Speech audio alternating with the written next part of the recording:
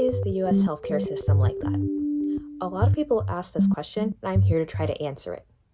When people talk about the issues of the US healthcare system, they're usually talking about cost and access. Why is it so expensive? Why are people going to debt or rationing their medication? A lot of factors have contributed to the way the US healthcare system is, and I'm going to talk about some of them. If you don't know me, hi, I'm Nadia. I talk about public health and pop culture on this channel, and this is episode 2 of my Public Health Dispatch series. If you like this video, be sure to like, comment, and subscribe. And without further ado, let's get started.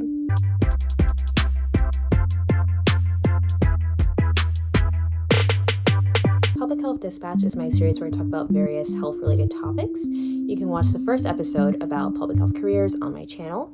And today we're talking very broadly about the US healthcare system, including insurance, pricing, and other factors. So what exactly are my credentials to be talking about this? I studied public health in undergrad and in grad school, and this is where I learned a lot of this stuff. But at the same time, everything I talk about in this video can be found online or in a book. I would personally recommend The 10-Year War by Jonathan Cahn. It's where I got a lot of this information from, and it's about healthcare reform over the years. I think it's a really good read. So to start off, what exactly is the deal with the US? The US spends more on healthcare than any other country, but we actually have worse health outcomes than a lot of other countries. When it comes to spending, some people argue it's the prices, stupid. They think services and products cost way too much, and that's why the US is where it is. That's why some people blame hospitals or pharmaceutical companies for the current state of costs in the US. Hospitals have these documents called charge masters where they set how much each service costs, and they say that this is based on operating costs to provide these services. Similarly, pharmaceutical companies set prices based on what they think they need to recoup the costs of research and development. But at the same time, pharma companies blame pharmacy benefit managers and distributors for raising prices even more. So a lot of blame going around, but at the end of the day, a lot of policy advocacy revolves around making prices lower. But others argue it's not the prices, stupid. They say people are using more services more frequently, or they're choosing more expensive treatment. So then there's a push to get people to use less care or cheaper care, and I think that's a good segue into talking about insurance.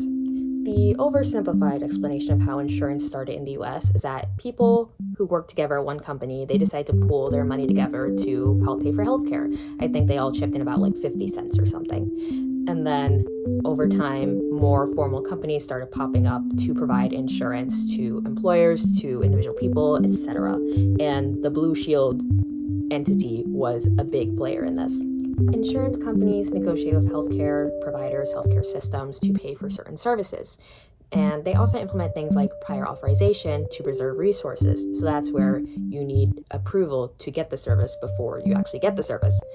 But then that adds more hurdles for both providers and for patients, because providers have to turn up a whole bunch of paperwork and then patients have to wait longer to get care. And sometimes insurers might just straight up decline to cover something, or they just don't cover enough of the costs, and that leaves people with medical debt. As an aside, that's kind of why the healthcare system has sort of shifted towards prevention, which is one of the main goals of public health, because they think preventing people from being ill, developing worse conditions, will prevent them from using more funds, more services in the future on healthcare. Most people in the US who have private insurers are on plans sponsored by their employers, so employers sponsor insurance.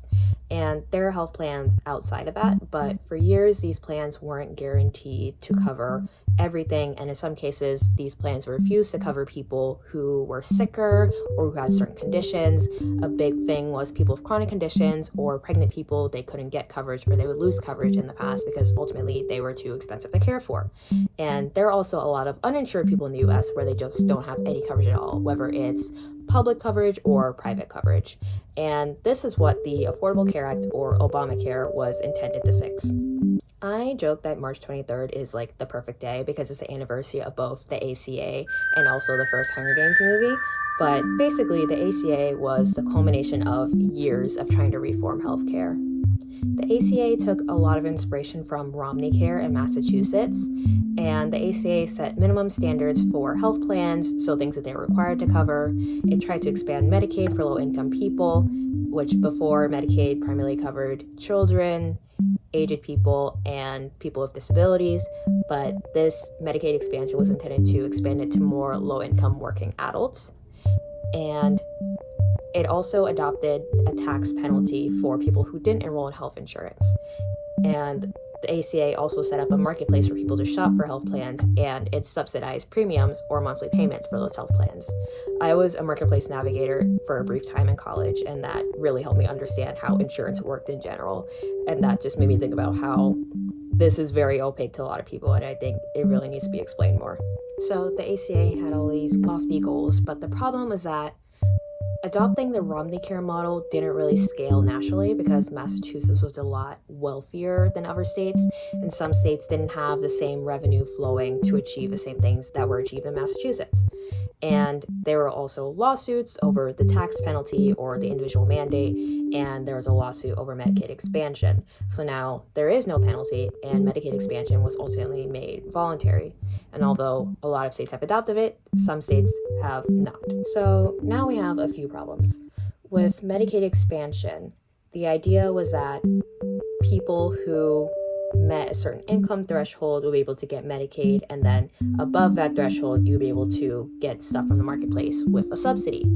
But because not every state expanded Medicaid, some people fell in a donut hole where they made too much for Medicaid, but they didn't make enough to get a subsidized plan on the marketplace, and then they also couldn't really pay for insurance on their own. So that left a lot of people still struggling with coverage. On the other hand, the individual mandate or the tax penalty that I mentioned was intended to make sure that everyone was enrolled in health insurance, which is what they did in Massachusetts initially.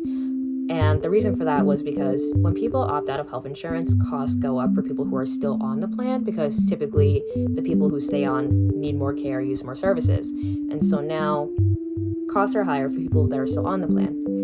And recently, subsidies for marketplace plans expired and they were not renewed by Congress. And premiums went up as a result of that, resulting in less people enrolling. And now the cycle will probably just continue of premiums getting higher and people dropping off, and it's just never ending. A lot of people, especially people outside of the US, ask why the US doesn't just adopt universal health care. And the answer to that is that people are opposed to the idea of socialized medicine.